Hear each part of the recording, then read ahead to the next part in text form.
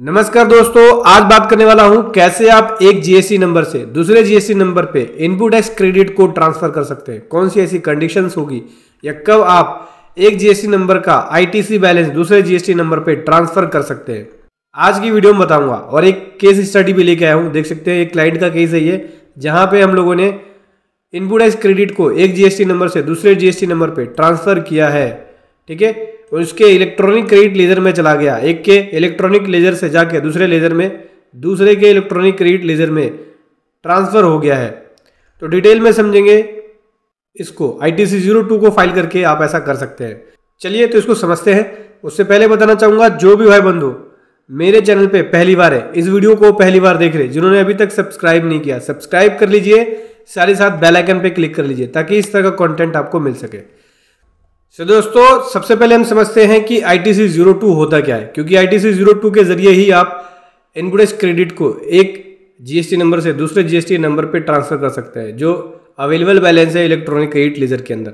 तो देखो दोस्तों, ITC 02 के जरिए कर सकते हैं, लेकिन इसको भरने के, इसको फाइल करने के कुछ कंडीशन है। पहली कंडीशन ये है कि जब बिजनेस का मर्जर हुआ हो, जब कोई बिजनेस ट्रांसफर हो गया हो किसी दूसरे बिजनेस में, ठीक है, उस बिजनेस को सेल कर दिया गया हो, या मर्जर हुआ हो, या डी मर्जर हुआ है, या अमलगमेशन हुआ है, या ट्रांसफर हो गया है, तो उस केस में आप ITC को ट्रांसफर कर सकते हैं ITC 02 को फाइल करके। ठीक है, जो भी अवेलेबल बैलेंस है इलेक्ट्रॉनिक क्रेडिट लेजर के अंदर। इस केस में दोनों ही फर्म को जीएसटी पोर्टल पे रजिस्टर्ड होना चाहिए, मतलब जो ट्रांसफर कर रहा है और जिसके इलेक्ट्रॉनिक क्रेडिट लेजर में आएगा, मतलब कि एक्वायरिंग एंटिटी और एक्वायर्ड एंटिटी दोनों ही जीएसटी पोर्टल पे रजिस्टर्ड हो, तभी ऐसा हो सकता है। क्योंकि एक साइड से यहाँ पे डिक्लेरेशन जाएगी ITC 02 में, और एक साइड से एक्सेप्ट किया जाएगा, तभी वो बैलेंस ट्रांसफर होता है। तीसरा, अगला, यहाँ पे जितनी भी पास्ट की रिटर्न्स है, ठीक है, वो सभी फाइल होनी चाहिए।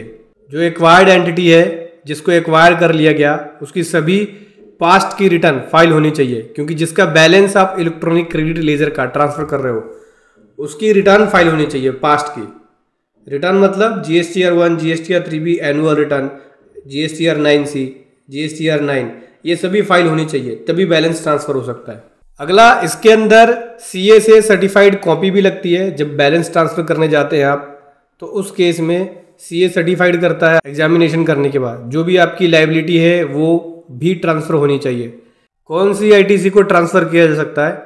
देखो, जो मैच ITC बैलेंस है इलेक्ट्रॉनिक क्रेडिट लेजर के अंदर, वही बैलेंस ट्रांसफर किया जाएगा, और जो जिस हेड में है वही सेम मेजर हेड का जो बैलेंस है वो ट्रांसफर होगा ITC 02 को फाइल करके। ठीक है, जैसे CGST का CGST में, SGST का SGST में, और IGST का IGST में होगा। ठीक है, यहाँ पे मैच ITC बैलेंस का मतलब होगा कि जितना क्रेडिट लेजर में है अवेलेबल बैलेंस, उसका आपके पास एक मैचिंग, एक रिकंसिलिएशन होना चाहिए। और दोस्तों, अगर डी मर्जर का केस है, तो डी मर्जर में यहाँ पे ITC वैल्यू ऑफ एसेट्स के रेशो के हिसाब से ट्रांसफर होगी। दोस्तों, ये समझ में आ गया ITC 02 क्या होता है। अब मैं आपको दिखाता हूँ। देखो, ये है मेरे पास केस। यहाँ पे हमने अभी एक पार्टनरशिप फर्म का, जिसका कन्वर्जन हुआ, ठीक है, प्राइवेट लिमिटेड कंपनी में। पहले पार्टनरशिप फर्म का डिसोल्यूशन हुआ, फिर उसके बाद वो प्राइवेट लिमिटेड कंपनी के अंदर बनी, सारी लायबिलिटी प्राइवेट लिमिटेड कंपनी में ट्रांसफर हो गई। तो अब ऐसे केस में जो जीएसटी नंबर में उसका इलेक्ट्रॉनिक क्रेडिट लेजर के अंदर बैलेंस था, वो इसने यहाँ पे ट्रांसफर कराया है। देख सकते हैं, ये अवेलेबल बैलेंस था ITC का, और इतना पूरा का पूरा बैलेंस ट्रांसफर हुआ, और इतना ही जो प्राइवेट लिमिटेड कंपनी थी उसने पूरा का पूरा अमाउंट एक्सेप्ट किया। देख सकते हैं, ये पूरा अमाउंट मैच ITC है जो उनके इलेक्ट्रॉनिक क्रेडिट लेजर के अंदर आ गया है। ठीक है, इसमें चार्टर्ड अकाउंटेंट CA से सर्टिफिकेट भी लगता है, सर्टिफाइड होता है। जनरली इस तरह का जो फॉर्म है ITC 02, वो चार्टर्ड अकाउंटेंट के द्वारा, एक CA के द्वारा फाइल किया जाता है। तो आप खुद से फाइल मत करना, आपको नॉलेज ना हो तो आप प्रोफेशनल्स की हेल्प ले सकते हैं। चाहे तो आप हमारी पेड सर्विसेज भी ले सकते हैं ITC को ट्रांसफ़र कराने के लिए, ITC 02 के लिए। पेड सर्विसेज का लिंक वीडियो के डिस्क्रिप्शन में है। आई होप समझ गए होंगे।